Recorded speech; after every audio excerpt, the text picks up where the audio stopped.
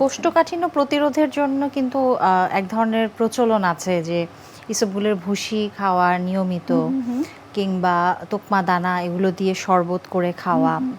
এটির ক্ষেত্রে কি আসলে আপনি এনকারেজ করেন কিনা? এটি হ্যাঁ, ইসবগুলের ভুসি আসলে যাদের খাবারে যথেষ্ট পরিমাণে ফাইবার থাকে না, আঁশ আচ্ছা, থাকে আচ্ছা। না, তাদেরই এটা অ্যাডেড মানে অতিরিক্ত আঁশ খাওয়ার আঁশ হিসেবে দেওয়া হয়। এবং ইসবগুলের ভুসি সম্পর্কে প্রচলিত ধারণা আছে রাতের বেলায় ভিজিয়ে রেখে সকালবেলায় খাবে সবাই। অ্যাকচুয়ালি এইটাতে খুব বেশি হেল্পফুল হয় না। আচ্ছা কারণ ইসবগুলের ভুসিটা তো পেটে যে কাজটা করতো সেই কাজটা গ্লাসে পানিতে করে ফেলে। আচ্ছা আচ্ছা আচ্ছা। আমরা বলি যে ইসবগুলের ভুসি আপনি খেতে পারেন, জাস্ট ১ গ্লাস পানিতে ১ চামচ বা ১.৫ চামচ দিয়ে ওটা সাথে সাথে খেয়ে ফেলবেন।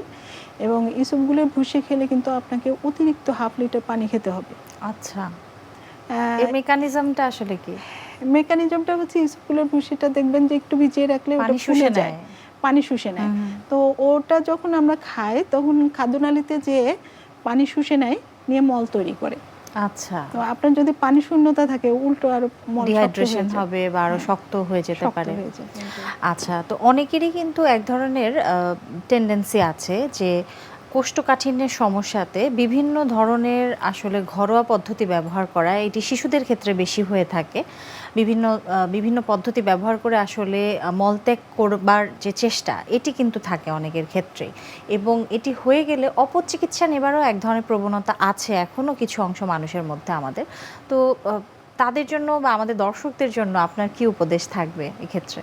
অ্যানাল ফিশারটা তো আসলে এটা একটা, আমি অনেক সময় পেশেন্টদেরকে বলি যে দেখেন একটা রাস্তায় যখন যানবাহন চলে ওই রাস্তা ভাঙে, তো আল্লাহ আমাদের মানে মলাশয়টা দিয়ে আমরা রেগুলার মল ত্যাগ করি, ওটা তো একটা রাস্তা, মাঝে মাঝে ছিঁড়ে যাবে, এটা কিন্তু স্বাভাবিক, অস্বাভাবিক কিছু না। আমরা এটা নিয়ে প্যানিক না হই, নর্মাল, হ্যাঁ আমরা একটু ক্লিন রাখি জায়গাটা, চেষ্টা করি পায়খানাটা যেন শক্ত না হয়, রেগুলার পায়খানা যেরকম স্বাভাবিক সেরকমই হোক, অটোমেটিক্যালি বেশিরভাগ ক্ষেত্রে এটা হিলিং হয়ে যায়। এবং এইটা নিয়ে মানে অতিরিক্ত ভয় পাওয়ারও কিছু নাই। এখন নতুন ট্রেন্ড চালু হয়েছে যেটা হচ্ছে পায়খানা রাস্তায় রক্ত গেলেই সবাই ধরে নেয় যে ক্যান্সার হবে।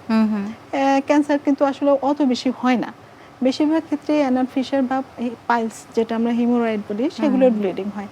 একবার ডাক্তার দেখিয়ে নিলে, ডাক্তার যদি শারীরিকভাবে পরীক্ষা করে একজন রোগীকে, আমরা কিন্তু মোটামুটি শিওর হয়ে যাই যে না, সোর্স অফ ব্লিডিং, রক্তটা কোথা থেকে আসছে। এটা কি আসলে কার্সিনোজেনিক নাকি মোস্ট অফ দ্য বিনাইন? কেসে, হ্যাঁ মোস্ট অফ দ্য কেসে রেকটামটা তো আমরা দেখেই ফেলতে পারি। তো আমি আসলে দর্শকদেরকে বলতে চাই যে আপনার মলদ্বারে যে কোনো সমস্যাই হোক না কেন, আপনি একজন অ্যাটলিস্ট এমবিবিএস ডাক্তারকে দেখান, উনি আপনাকে সহযোগিতা করতে চিকিৎসকের পারেন। পরামর্শ নিন এবং যে প্রয়োজনীয় পরে যদি দরকার হয় বিশেষজ্ঞ ডাক্তার লাগবে কিনা উনি আপনাকে অ্যাডভাইস করতে সাজেস্ট পারবেন। করবেন একেবারে।